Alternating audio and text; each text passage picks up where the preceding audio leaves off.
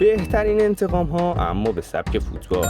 وقتی اسپانیا تو یورو 2024 قهرمان میشه، کوکوریا یه میکروفون برمیداره و با خوندن ادای ارلینگ هالند رو در میاره. بعدش بچه غول با یه تنه تو بازی‌های انگلیس اینجوری پخش زمینش میکنه و بعدش هم که اولین گل فصل رو زد گفت که این بچه خوشگل تا پارسال پیرهنمو میخواست و الان داره منو مسخره میکنه. مودریچ که یه زمانی از رسانه مارکا هیت میگرفت و گفته میشد که بدترین خرید رئال مودریچه، حالا بعد از 10 سال که مودریچ خودش رو ثابت کرده، خود رسانه مارکا مودریچ رو بهترین بازیکن سال اعلام کرد. از زمانی که دوست دختر دیبروینه رفت سمت کورتوا، اون بهترین گل‌ها رو بهش هدیه میده تا جوری که دیگه سعی نکنه دوست دختر کسی رو بدزده. یکی از مربیای حریف وقتی تو مصاحبه میگه که سوارز خودش رو فقط زمین میندازه و پنالتی میگیره، وقتی سوارز گل میزنه میره سمتش و جلوی همون مربی خودش رو زمین میندازه تا جواب این حرفش